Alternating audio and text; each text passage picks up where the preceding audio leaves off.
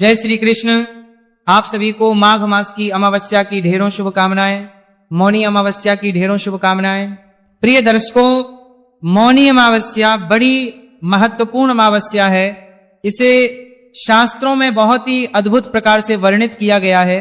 आज मैं लेके आया हूं आपके लिए सभी पुराणों से ये जानकारी कि मौनी अमावस्या की महिमा क्या है, क्यों अद्भुत है ये, कैसे ये एक तिथि आपका जीवन बदल सकती है। आप जानते हैं इस एक दिन पर किया गया दान पुण्य 100 वर्ष तक किए गए दान पुण्य के बराबर फल देता है। क्यों देता है, कैसे देता है, ये आज की इस वीडियो में पता चलेगा। कैसे आप अपने पितृ को तृप्त कर सकते हैं, ये एक दिन आपके पितरों को किस प्रकार से 100 वर्ष की तृप्ति दे सकता है।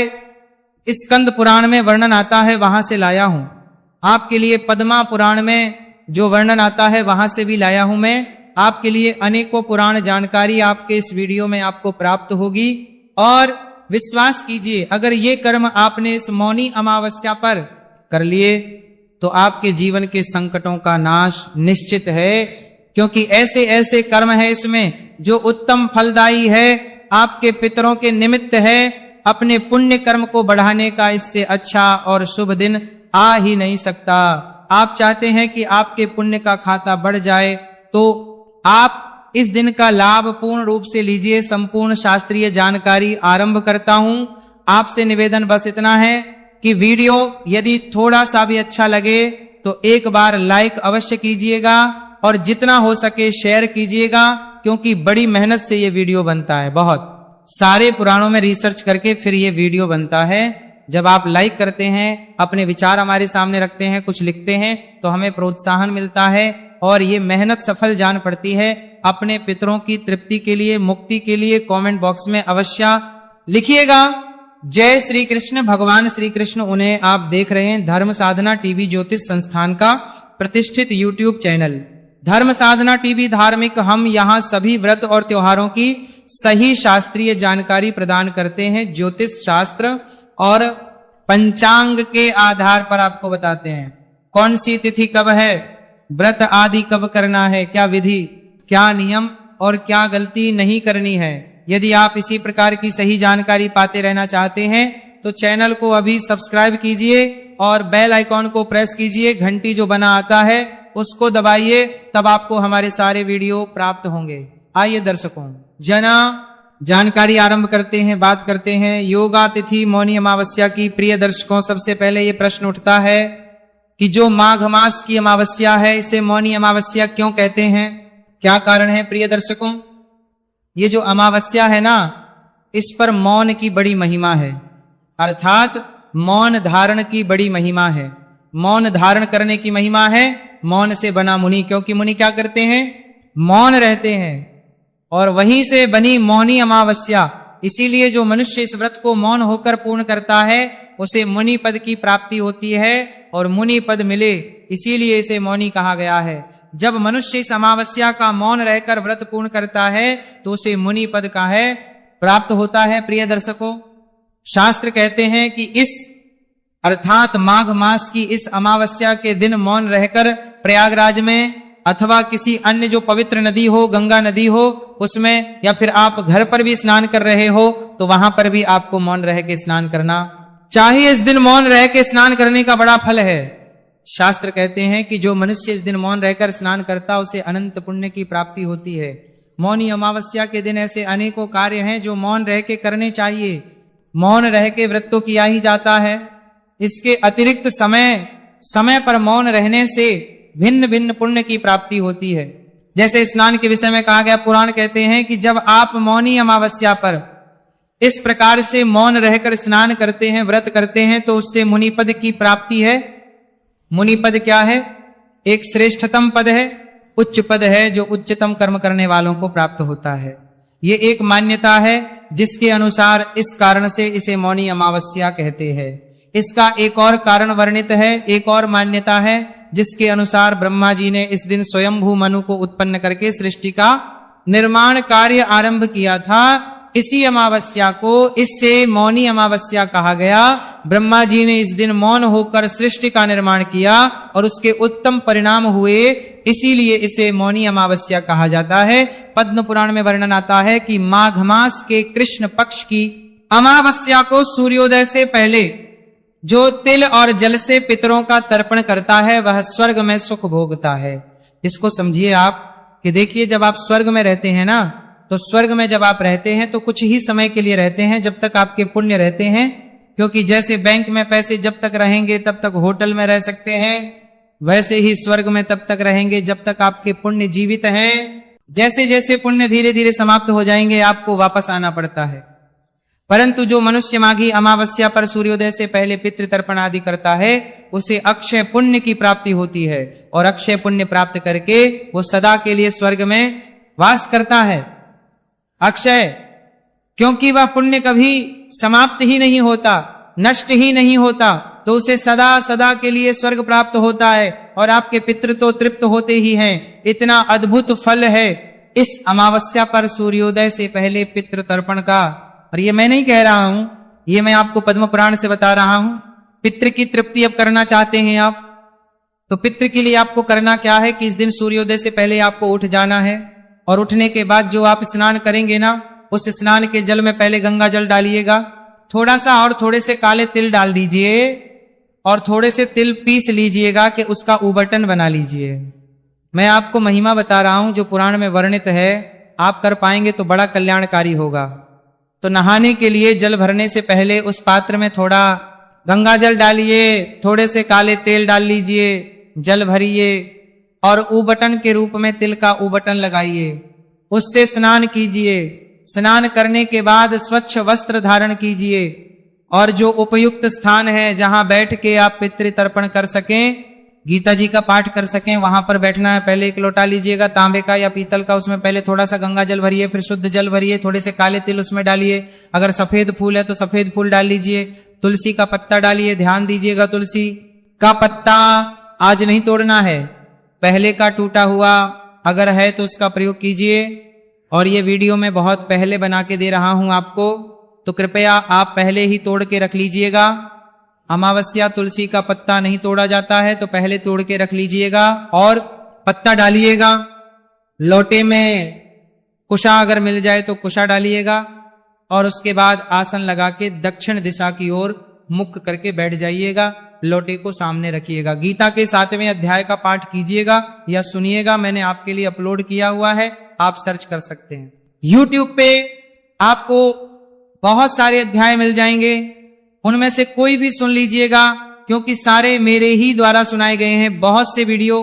क्योंकि मैं प्रत्येक अमावस्या पर और प्रत्येक एकादशी पर आपके लिए गीता का 7वां अध्याय अपलोड करता हूं, उस दिन भी अपलोड करूंगा। मौनी अमावस्या पर भी उसका लाभ लीजिएगा, गीता का अध्याय सुनिएगा। सुनने के बाद उस लूटे को अपने दोनों हाथों में उठा लीजिए। भगवान नारायण से संकल्प कीजिए कि हे प्रभु, मैंने ये जो गीता का 7वां अध्याय श्रवण किया है, इसका संपूर्ण पुण्य फल मैं अपने पितरों को अर्पित करता हूं। इससे मेरे पितृ तृप्त और मोक्ष को प्राप्त करें। इस प्रकार संकल्प करके उस जल से तर्पण कीजिएगा। तर्पण करने के लिए एक बड़ा पात्र ले लीजिए जिसमें आप यह जल छोड़ेंगे। तर्पण के लिए बड़ा पात्र लीजिए, किसी भी स्टील का या फिर तांबे का या पीतल का, और इस लोटे को उलटे हाथ में पकड़ लीजिए। सीधा हाथ जो है उसमें अंगूठा और उसके बीच का जो क्षेत्र है ना, अंगूठे और उसके साथ की उंगली के बीच का, उस चित्र को पितृतीर्थ कहते हैं। वहीं से जल जो है पितृ को अर्पित किया जाता है। तो दक्षिण की ओर मुख करके आप बैठे हैं, और ये जो धार गिराएंगे आप दूसरे पात्र में जो जल छोड़ेंगे ना, सीधे हाथ में अंगूठे और उंगली के बीच के यहां से, तो वह धारा जो है वो दक्षिण दिशा की ओर ही जानी चाहिए। इस प्रकार से यह आपको तर्पण करना है। मंत्र क्या बोलेंगे? आपको मंत्र बोलना है ओम पितृभ्यः स्वधा नमः, ओम पितृभ्यः स्वधा नमः। यह मंत्र बोलते हुए तर्पण कीजिए। तर्पण करके ये जल बाद में पीपल पे अर्पित कीजिएगा। जब सूर्योदय हो जाएगा, उसके बाद सूर्योदय से और सायंकाल होने से पहले आप इस जल को पीपल में अर्पित कर दीजिएगा। उत्तम समय जो रहेगा वो कुतुब काल का रहेगा, वो रहेगा 11:30 से 12:15 के बीच में। ये कर्म जब आप करेंगे तो इससे आपके पितरों को अनंत पुण्य की प्राप्ति होगी। और आज मौनी अमावस्या है। आज के दिन इस कर्म को करने से फल कई 1000 गुना बढ़ जाता है। तो ये कर्म आपने अवश्य करना है। अगर आपने ये पितृ कर्म कर लिया तो जैसा कि पद्म पुराण में वर्णन आया है, आप तो निश्चित ही स्वर्ग में अनंत फल भोगेंगे ही, आपके पितृ भी तृप्त हो जाएंगे, प्रसन्न होंगे। और पितृ प्रसन्न होंगे तो आपके जीवन के संकट कट जाएंगे। अगर आपके लिए संभव हो तो उसी स्थान पर बैठकर आप अपने गुरु मंत्र का जाप कर सकते हैं। ओम नमो नारायण नमः का जाप कर सकते हैं। ओम नमो नारायण नमः, ओम नमो नारायण नमः। बड़ा उत्तम फल है माघ अमावस्या, मौनी अमावस्या के दिन। इसके बाद शास्त्र कहते हैं कि जो मनुष्य इस दिन तिल की गाय अन्य सामग्री सहित ब्राह्मण को दान करता है, वह मनुष्य स्वर्ग लोक में अक्षय सुख भोगता है। तो क्या कीजिएगा कि तिल की गाय बनाइएगा। तिल की गाय 1-2 दिन पहले ही बना के रख लीजिएगा और उसके सहित कुछ और सामग्री भी देनी है, रख लीजिएगा। गोल लड्डू सा बना के उसके गाय बनाने का प्रयास कीजिएगा। बन जाए तो बहुत उत्तम है। अगर गाय ना बने तो थोड़े से तिल ले लीजिएगा, तिल के साथ में गुड़ ले लीजिएगा। तिल, गुड़ और अन्य सामग्री भी कही गई है ना, तो अन्य सामग्री के रूप में जो सीधे का सामान होता है ना, इसमें थोड़ा सा आटा, दाल, चावल, चीनी और दक्षिणा, ये रख के किसी भी वेद पाठी सदाचारी ब्राह्मण को ये दान दे। ये दान आपको अक्षय पुण्य प्रदान करेगा और स्वर्ग में सदा सदा के लिए वास देगा। इससे आपका ये जो जीवन है ना, ये तो संवरेगा ही, क्योंकि जब आपके पुण्य कर्म बढ़ते हैं, आपके पितृ तृप्त होते हैं, तो जो आपका जीवन है उससे दुखों का नाश होता है, मनुष्य को सुखों की प्राप्ति होती है। इसीलिए आप इस कर्म को इस अमावस्या पर अवश्य कीजिएगा। बहुत अधिक मेहनत नहीं है, बहुत छोटी सी मेहनत है, थोड़ा सा समय, लेकिन इसका जो फल है वो शास्त्रों में अनंत कहा गया है। देखिए आगे शास्त्र क्या कहते हैं। शास्त्र कहते हैं कि जो मनुष्य अमावस्या के दिन, माघ की अमावस्या के दिन ब्राह्मण को अन्न धन दान करता है, उसे सदा लक्ष्मी की प्राप्ति होती है, उसे लक्ष्मी कभी नहीं छोड़ती है। तो आप किसी भी अच्छे ब्राह्मण को ध्यान दीजिएगा जिसको आप दान दे रहे हैं। ना वो एक अच्छा ब्राह्मण होना चाहिए, वेद पाठी हो, वेदों का पाठ करता हो, भगवान का भजन करता हो, सदाचार्य ब्राह्मण हो, उसका आचार जो है वो उत्तम ना चाहिए। जब आप उत्तम कर्म करने वाले ब्राह्मण को दान देंगे तो आपको लक्ष्मी जी कभी नहीं छोड़ेंगी, सदा आपके घर में लक्ष्मी जी का वास रहेगा, सदा धन के भंडार भरे रहेंगे। तो इसलिए इस दिन आप ब्राह्मण को ये वस्तुएं दान अवश्य दीजिएगा। दक्षिणा दान देने से आपको अनंत पुण्यों की प्राप्ति होगी। ये तिथि ना बहुत बड़ी तिथि है प्रिय दर्शकों, ये साधारण तिथि नहीं है, इसे युगादि तिथि कहा जाता है। कुछ जगह आता है कि इस तिथि से द्वापर युग की शुरुआत हुई थी, और कुछ वृतांत बताते हैं कि इस दिन से कलयुग की शुरुआत हुई थी। तो ये युगादि तिथि है। तो शास्त्र कहते हैं कि यदि युगादि तिथि हो और सूर्य मकरस्थ हो, अर्थात सूर्य मकर राशि में गोचर कर रहे हो, सूर्य मकर राशि में हो, तो ऐसे समय पर मौनी अमावस्या का महत्व और अधिक बढ़ जाता है। और इस बार ऐसा ही योग है प्रिय दर्शकों, इस बार ही योग है, क्योंकि 14 तारीख को सूर्यदेव मकर राशि में प्रवेश कर रहे हैं और मौनी अमावस्या उसके बाद आ रही है। इसीलिए मकर में गोचर करेंगे सूर्यदेव और मौनी अमावस्या का योग है। शास्त्र कहते हैं कि यदि किसी मनुष्य के कुल में, किसी भाई बंधु के कुल में, किसी मित्र के कुल में, किसी गुरु के कुल में किसी को अच्छी गति प्राप्त नहीं हुई है, तो ये तिथि बहुत उत्तम है उसकी गति करने के लिए। और यदि किसी की कुंडली में, किसी के जीवन में पितृदोष है, तो उसके निवारण के लिए भी ये तिथि बड़ी महत्वपूर्ण है, मकरस्थ है और माघी अमावस्या है। इससे उत्तम योग बनेगा नहीं, इसका भरपूर लाभ लीजिए। अगर आप इस दिन तर्पण करेंगे तो आपको विशेष लाभ प्राप्त होगा। मान लीजिए आपके ही कुल में कोई हो, या आपको लगे कि आपके माता के कुल की तरफ से कोई ऐसा है जिसका ऐसा देहांत हुआ है कि संभावना हो कि उसको अभी तक मुक्ति नहीं मिली होगी, तो आप ऐसे व्यक्ति के लिए पिंडदान करवा सकते हैं, तर्पण आदि करवा सकते हैं। गंगा नदी के किनारे बड़ा उत्तम फल प्राप्त होगा। स्कंद पुराण शंकर बता रहे हैं कि जो पितरों के उद्देश्य से भक्ति पूर्वक गुड़ घी और तिल के साथ मधु युक्त खीर गंगा में डालते हैं, उसके पितृ 100 वर्षों तक तृप्त बने रहते हैं, अर्थात संतुष्ट रहते हैं, और वो संतुष्ट होकर अपनी संतानों को नाना प्रकारों की मनोवांछित वस्तुएं प्रदान करते हैं। तो इतना सा कर्म है कीजिए।